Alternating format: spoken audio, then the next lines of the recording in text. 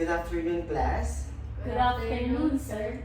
Okay, before we start our discussion, let's check the attendance first. Miss Secretary, who absent is for this discussion? No one absent, sir. Okay, thank you. So, before to proceed our discussion, let's have the classroom rules.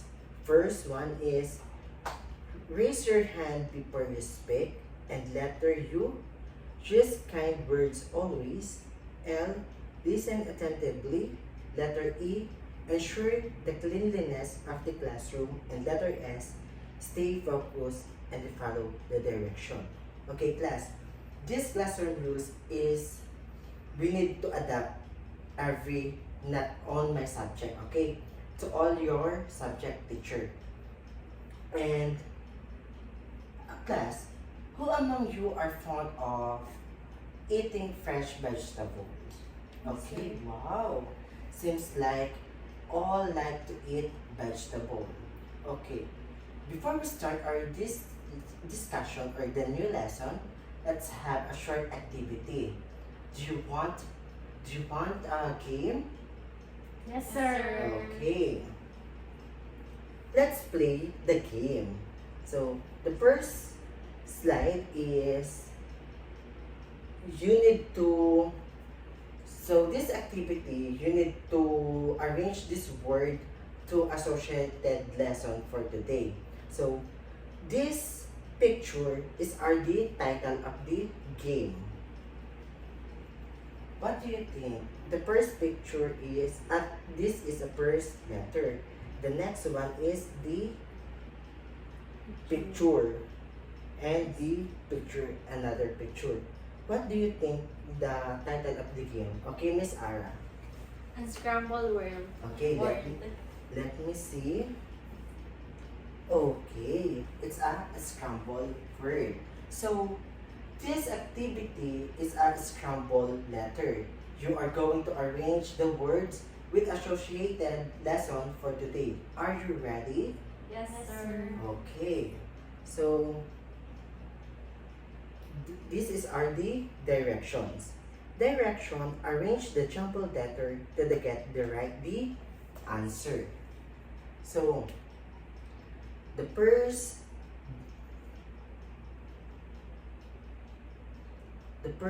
word. Okay, Miss Soaking, Ilagan. sir. Soaking. Very good. Next. Yes, Miss Mayuga. Peeling, sir. Peeling. Let me see. Okay, that's right. Next.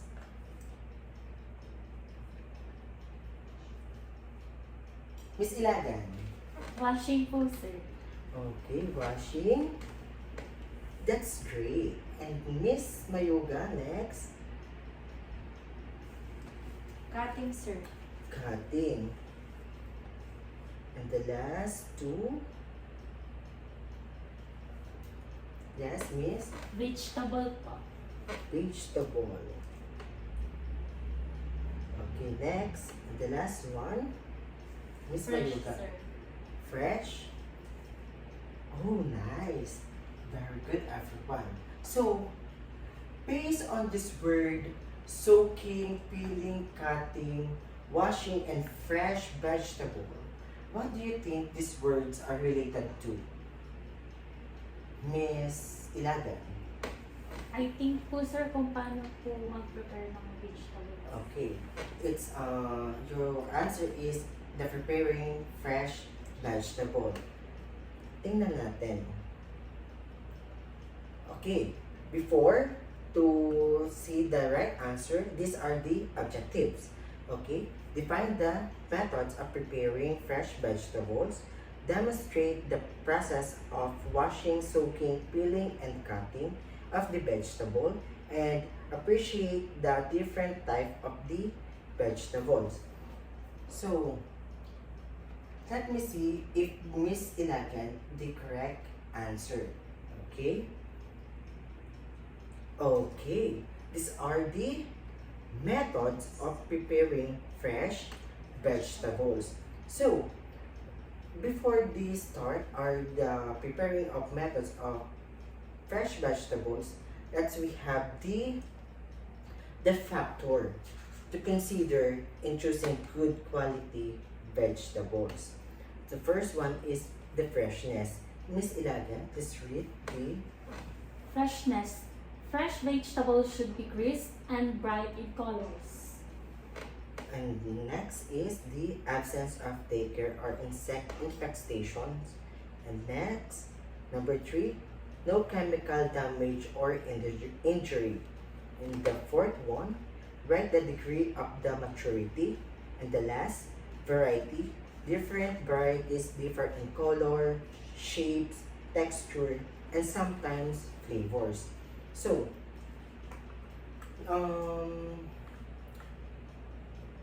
what do you need or how do you prepare your vegetable at home, class?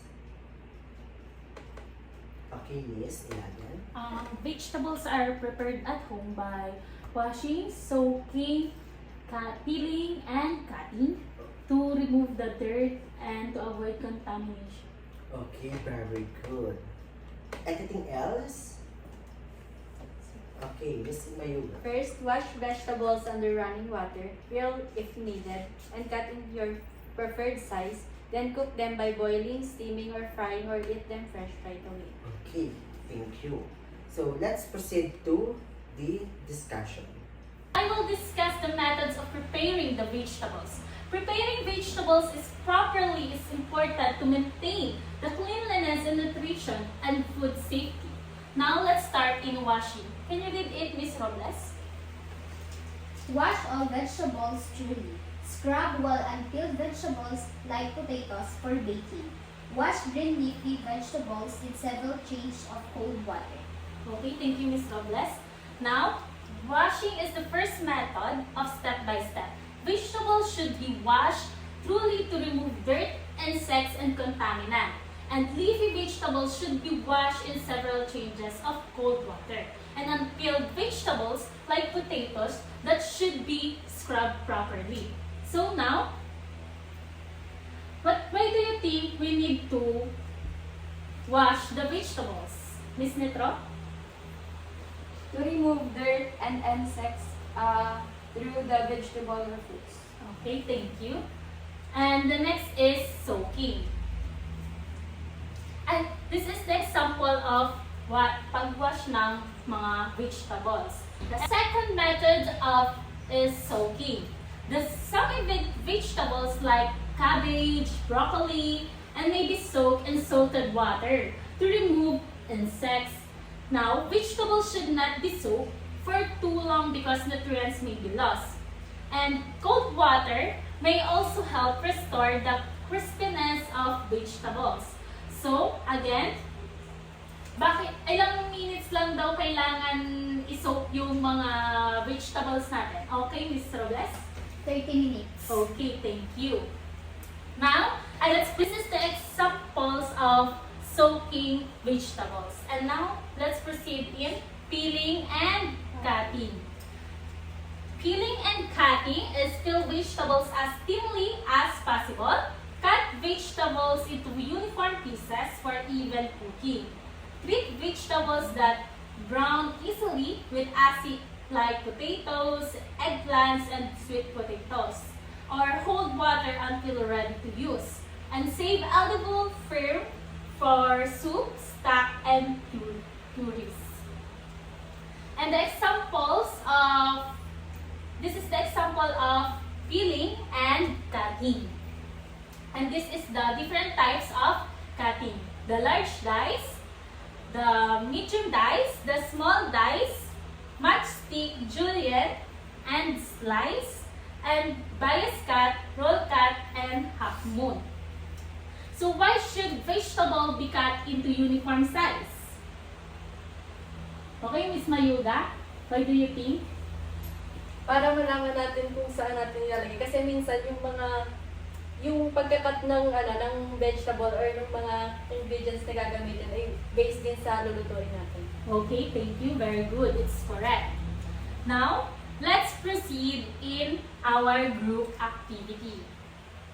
So the direction of our group activity is each group will pick one piece of paper and will demonstrate of one methods of preparing vegetables. What is washing, soaking, peeling, and cutting. And this is the group 1 and this is the group 2. Ngayon, bubunod kayo kung ano yung gagawin ninyo. Kung kayo ba ay mag-soaking at washing or cutting and peeling.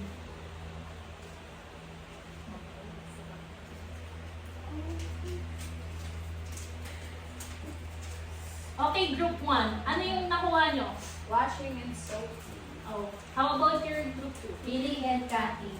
Ngayon, nabunot nyo na yung mga dapat yung gawin. Ngayon ay please work together with your partner and handle the materials properly. You will be given in 5 minutes to prepare. And are you sure that you are now clear to our instruction? Yes. Okay, class, you may now begin.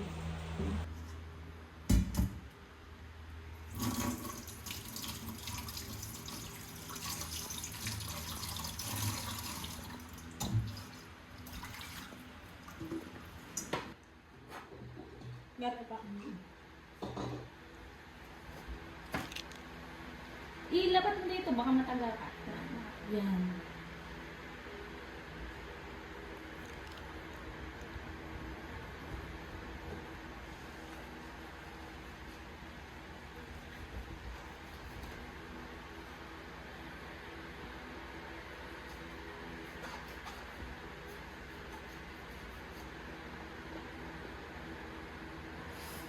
Okay.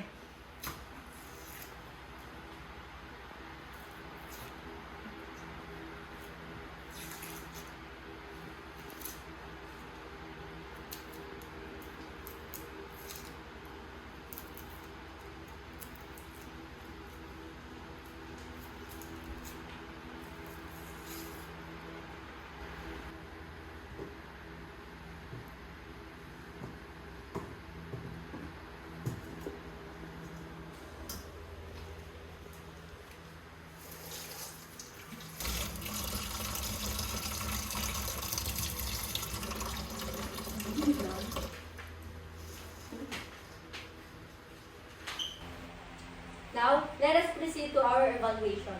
Get 1 for sheet of paper.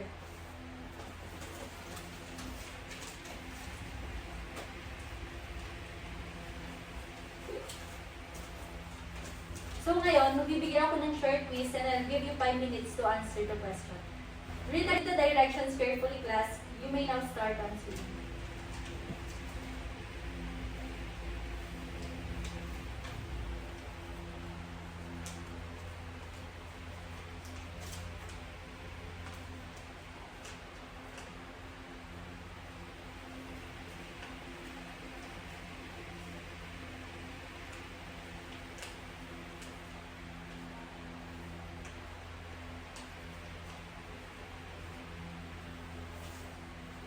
Okay, next.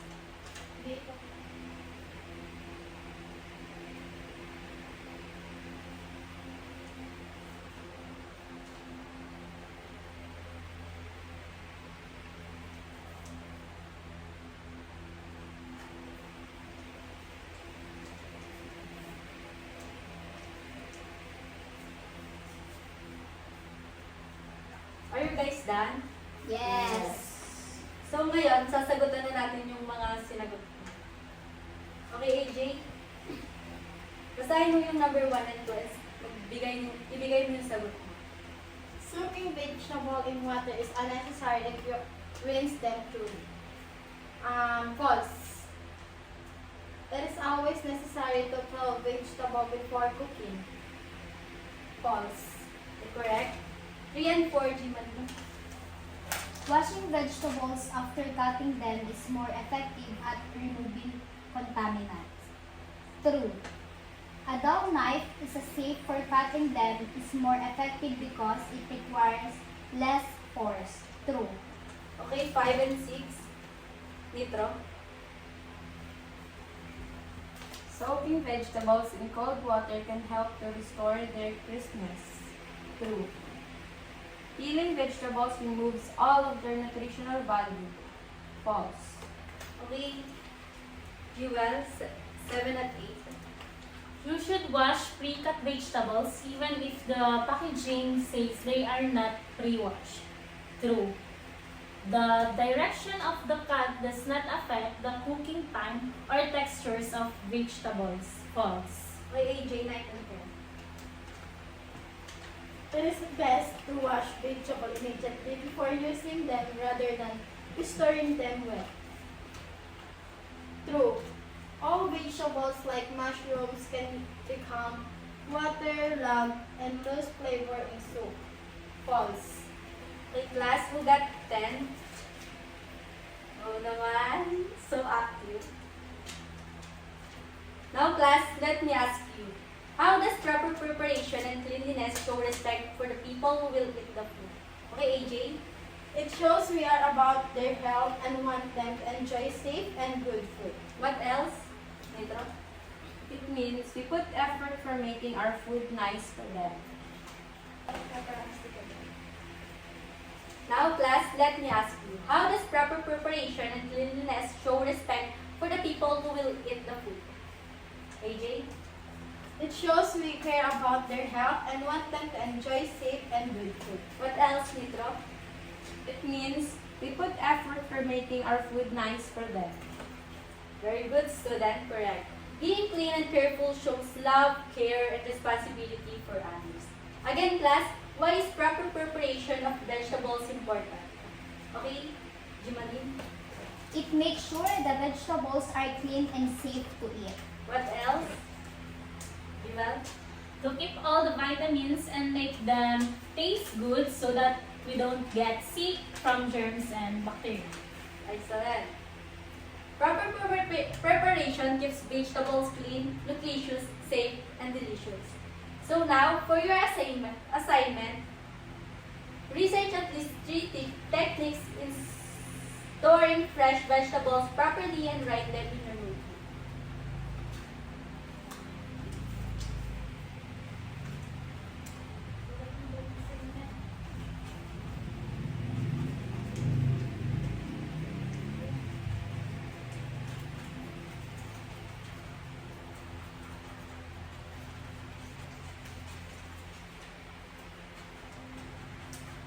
Are you guys done?